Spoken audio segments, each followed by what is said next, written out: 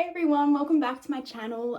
For those of you who are new here, my name's Elise and I am currently in recovery from anorexia. So I've been in recovery for a little bit of time now, and there's been a lot of things I have learned along the way and a lot of experiences and a lot of tears and a lot of feelings coming up. But that's all part of recovery. So I thought today that I might just do a little chat around 10 things I've learned in recovery so far.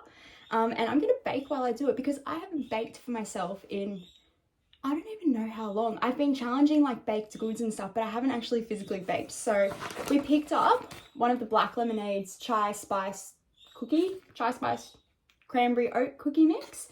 So I'm gonna make that while we have a little chat about 10 things I've learnt in recovery so far. Obviously I'm still in the early days.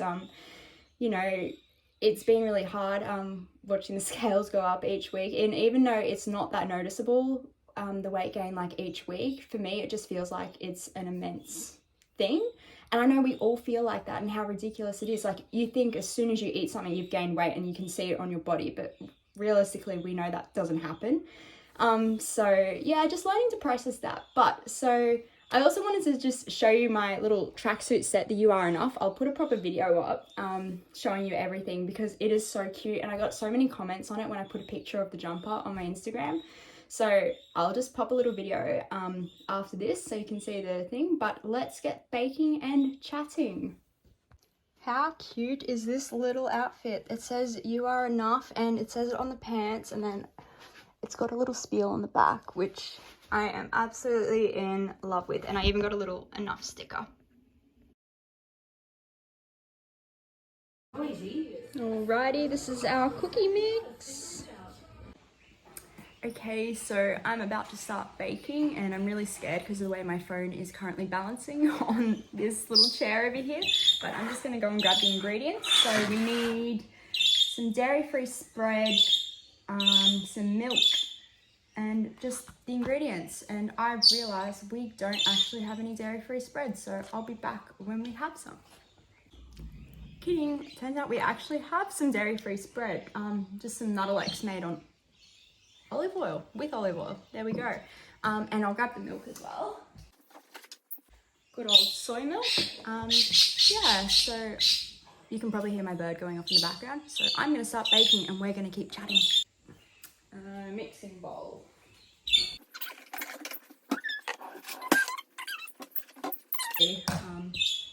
Like a walking hurricane. Sometimes I am very chaotic. And yeah, I look ridiculous with my hair tied up like this. So I'm gonna keep going. Alright, so the oven is preheating. I've got my non-stick baking tray. I think I've got everything I need. So I'm just gonna measure out 125 grams of dairy-free spread. So lucky we got this today. So yeah, I thought we might have a chat around 10 things I've learned in recovery so far. So obviously I'm still, I guess, in the early days of recovery, and I have learned a lot along the way, and I've had a few people say that they've noticed like me getting stronger each time I put a video up, and it does feel like that, like it does get easier over time. So I guess the first thing I've learned is that you have nothing to feel guilty about. You're doing the right thing by you. Fuck the disorder. It's about what you want, not what the disorder wants. Yeah, you have nothing to feel guilty about for enjoying food, for wanting food, for eating food, for not moving your body every day. Like, you can do what you want. It's only the disorder who doesn't want you doing that stuff. So it can get stuffed. So that was the first thing I learned today. So I'm just gonna go and melt this.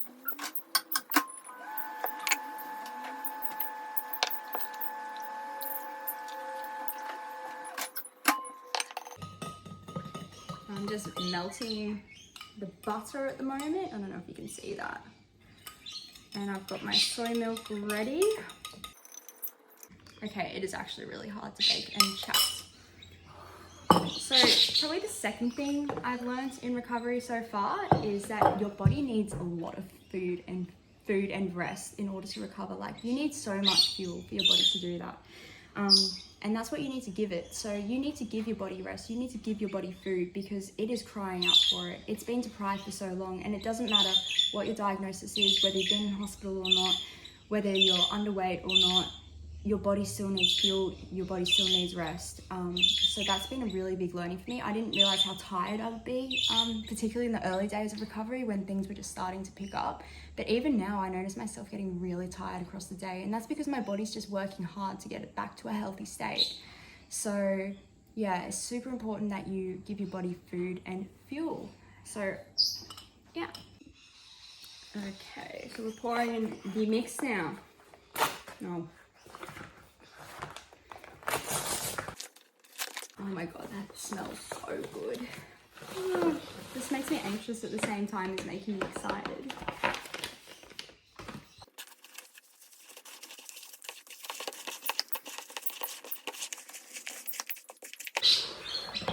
Get out our cookie mix.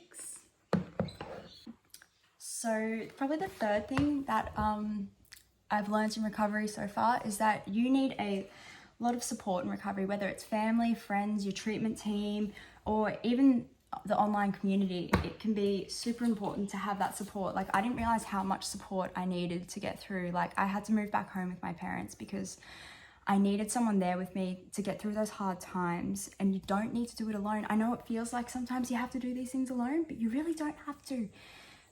You shouldn't be doing it alone. This isn't like one war of you against the ED. It's you and everyone versus the ED. And remember that it's not you and the eating disorder versus everyone else. It's everyone and you versus the eating disorder. So that's the third thing I've learned. I got a spoon of these cookies. This is a bit chaotic.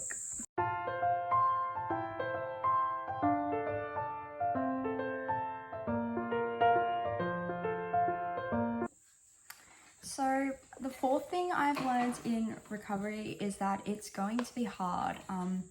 You know, you can't rewire your brain overnight, and it won't be linear. There are going to be good and bad days, and you've just got to learn to ride them out. You know, if recovery was easy, eating disorders wouldn't exist. But you are so much stronger than you think, and you are so deserving of recovery. And that those hard days, they're only a little blip in the grand scheme of things. And you've survived 100% of your hard days so far, so there's no reason you can't survive them all. So yeah, that's definitely been a big learning for me. So the fifth thing that I've learned in recovery so far, and these are our little cookies so far, is that my body doesn't care what somebody else eats or does. Different bodies, different stories. So, which is why you can't compare your intake to others, which is why I'm not a huge fan of doing what I eat in a day, of like, unless it's a challenge, that's a bit different. But because, you know, I don't want anyone copying what I eat, because that's what's designed for my body and my needs, and yours are going to be completely different. And so, like, yeah, all our bodies now have different requirements. But I think the other important thing to remember is that, you know, this is also the same for people who lapse or relapse in recovery. Like, just because somebody else is doesn't mean you need to as well. I know eating disorders are so competitive, and it can feel like if somebody else is lapsing or struggling that you need to be struggling as well, but this is definitely not the case. You know, if you're not struggling with something and someone else is, that's completely okay too. Or if you are struggling with something and they're not, that is okay too, because this is your body, this is your story. And my hands are a mess. I've just created chaos over here right now. I'll show you in just a sec. So this is our cookies, and obviously there's not enough room on this tray, but I'm determined to make it work somehow. We will see. They'll probably all just blob together. So in the oven we go. Can I do this one-handed? Nope. Here we are in the oven. So my cookies are baking now, and I'm gonna keep chatting to you while we bake. So probably the sixth thing that I've learned in recovery is that you will feel a menagerie of emotions, from fear to sadness to guilt to happiness to joy to anger, especially anger. I feel that that's an emotion that's not spoken about enough, but you are angry in recovery. Like, you're angry that this has happened to you.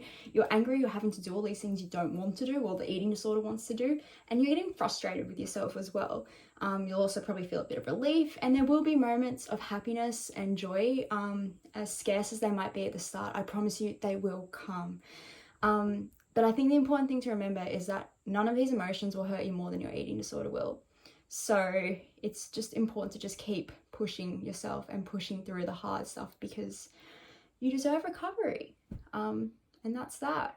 So number 7 is protect your recovery. This has been a really big one for me because I am an empathetic person. I tend to give a lot to other people. And I know a lot of us are, like a lot of people who have eating disorders end up in professions where they're helping others because we want to help other people. We never want anyone else to feel like we do.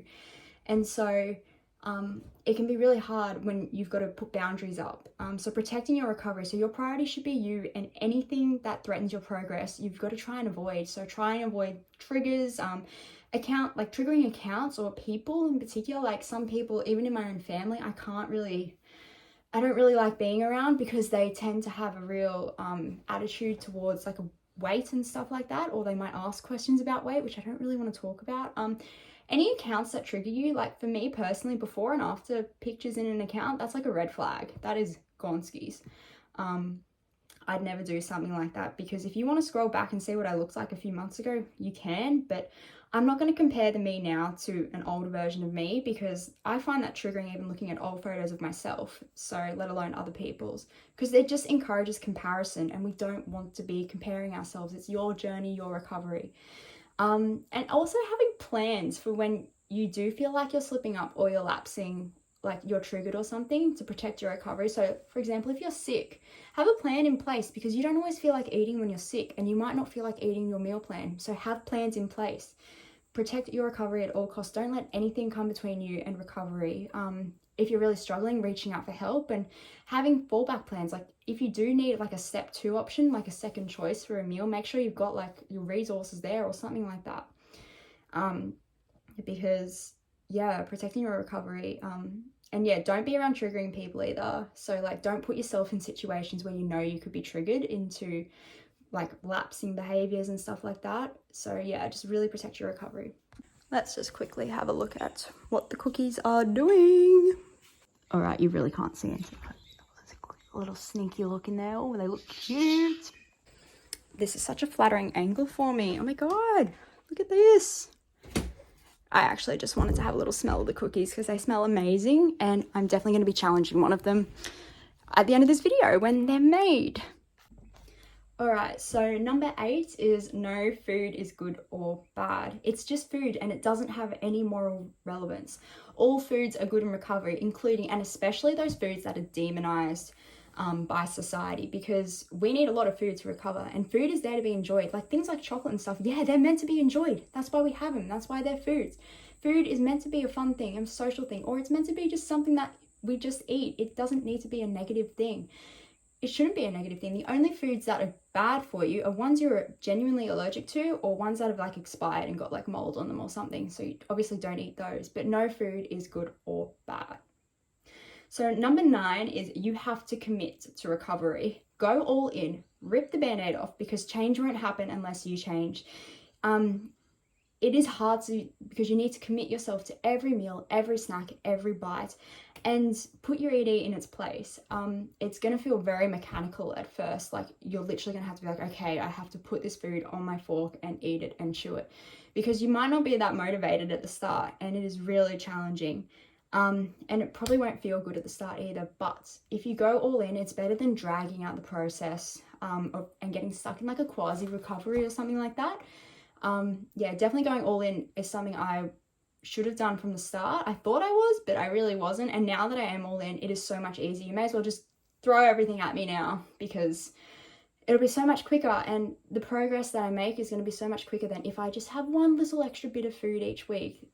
It doesn't work that way. It's the consistency, doing things over time repeatedly is what makes the changes. So for me, adding foods into my diet that will help me gain weight, I have to do that every day, because otherwise nothing's going to happen. And, you know, anorexia hates me saying that. I know I need to gain weight, but I do. And that's the short of it. So you've got to really commit yourself to recovery. It's not something you can do half-assed. Like, you've really just got to do it. And you are strong enough to do it. I know it feels like a huge shock and really scary, but you definitely need to just commit to it. Our cookies are ready. Oh God, what have I done? They are looking and smelling amazing. And now I'm just gonna let them cool, and then we can eat one and talk about the 10th and final lesson I've learned in recovery so far. I've got my cookie and my coffee ready to go. Okay, so I've got my cookie I've baked. This is the first thing I've baked for myself in such a long time, and I'm kind of excited. I'm really nervous as well. Okay, let's just do it. Let's have a sip of coffee, because obviously I need the hyping up right now. Got a little moustache happening. Okay, let's do it. Let's do it. Oh my god. I'm actually eating something I've baked. They're nice, aren't they? Delicious. Yeah. Oh my god.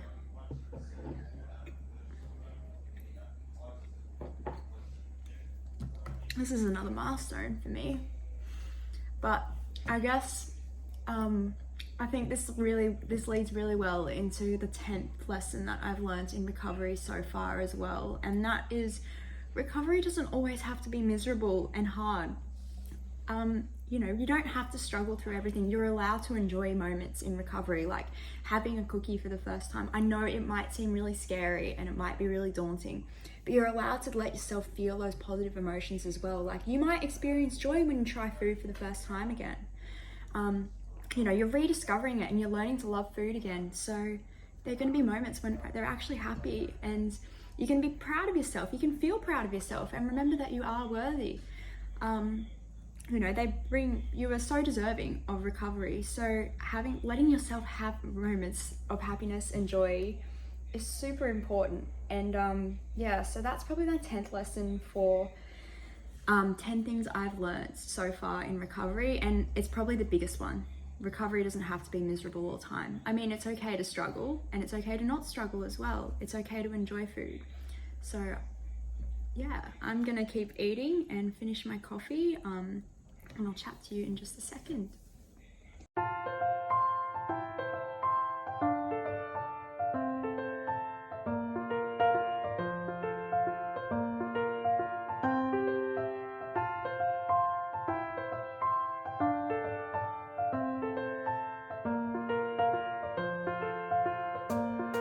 I still can't believe I'm eating something I've baked. I have another baking mix by the same brand, the Black Lemonade Bakery, I think they're called. These are actually the cookies I've been challenging with my dietitian. If you've seen some photos on Instagram, I've been having like a cookie sandwich each week. It's by the same people as well. So obviously they're vegan and they're really delicious, and we have a brownie mix to try. So maybe next time we have a little chat, I'll do the brownie mix as well. I haven't had a brownie in a long time either. But this is a big moment. I'm enjoying a cookie, and I'm allowed to enjoy a cookie, because recovery, like I said, doesn't have to be miserable all the time. So I'm gonna keep eating. Oops.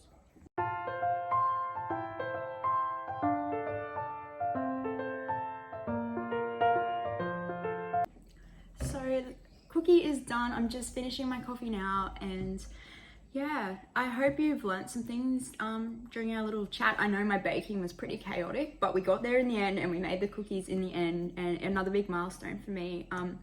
I hope you've liked the 10 things I've learned in recovery so far. I've still got so many lessons to learn, and yeah, it was just nice to have a chat and just do something fun for a change, because I don't do that very often, and I know I need to do more. I just want to thank everyone for all of their support, and just remember how worthy you are of recovery. And yeah, you're so deserving, and you are strong enough to do it. If I can bake cookies now, you can have that extra bite of food, or you can face that fear food that you've been putting off, because you know, I'm doing it every day, so come do it with me. So I hope you enjoyed this video. Thank you so much again. Don't forget to follow me on Instagram and like and subscribe, and I will see you in the next video, which is going to be a big challenge one. It's all planned out, so I'm really scared, but looking forward to it at the same time. Lots of love, guys.